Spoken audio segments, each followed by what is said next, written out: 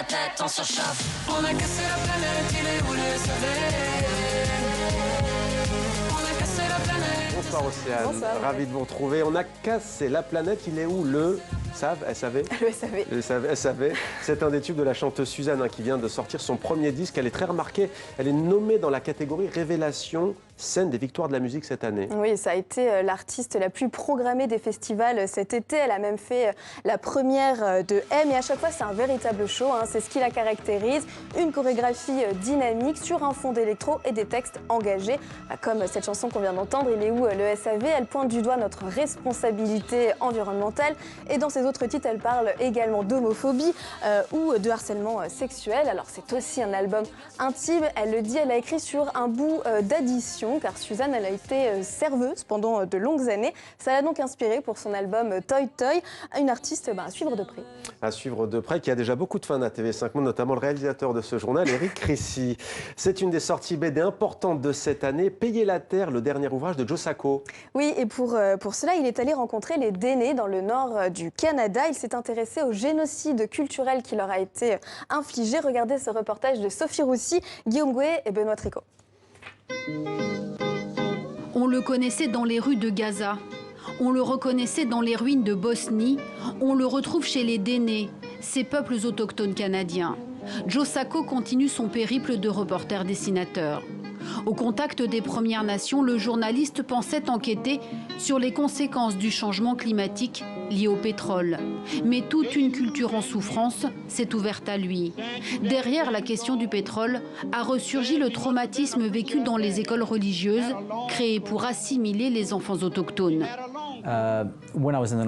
Quand j'étais dans les territoires du Nord-Ouest, en parlant aux Dénés, je me suis rendu compte qu'il y avait beaucoup plus à faire autour de ce sujet.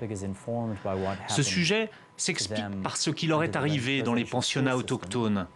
Ces pensionnats ont privé les enfants de leurs parents et de leurs terres. Une commission a qualifié ceci de génocide culturel. Pour que la confiance s'installe, Joe Sacco a choisi de vivre en immersion auprès des Dénés. Alors les langues se sont déliées, les pensionnaires des écoles se sont souvenus.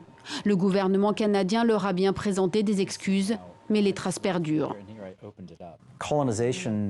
La colonisation ne s'arrête pas avec des excuses, en compensant la douleur. En fait, la colonisation se perpétue au fil des générations. Vous voyez beaucoup de problèmes, mais les Dénés sont prêts à y faire face, comme l'alcoolisme, la violence conjugale. Je pense que le colonialisme est très lié à ces problèmes. Et le pétrole dans tout ça, progrès ou cadeau empoisonné? Sous le crayon de Joe Sacco, on comprend surtout que le pétrole divise. Une fois que vous avez trouvé du pétrole, vous devenez très intéressant. Lucratif surtout. Mais les Dénés pensent que la terre ne leur appartient pas, qu'ils appartiennent eux à la terre, qu'on ne peut pas la vendre. La principale chose que vous commencez à réaliser est qu'ils veulent prendre cette décision eux-mêmes. Ce qui sous-tend, c'est juste l'amour de la terre. Ils savent que tout ce qui va se passer va affecter la terre. Joe Sacco dessine le Grand Nord canadien, mais aurait pu raconter les mêmes histoires chez les aborigènes ou les Amérindiens. Un combat pour la survie face à une vision, celle de l'Occident. Ce n'est pas parce que les gens sont faibles, mais parce que le système est fort. Non seulement écoutez-les, mais apprenez d'eux. À l'époque des changements climatiques, la façon dont ils voient la Terre est très précieuse pour nous. Nous devons nous désoccidentaliser un petit peu. Mélo et Dénézé, des nés de la jeune génération, en sont conscients. Aujourd'hui, ils réapprennent à vivre au contact de la forêt.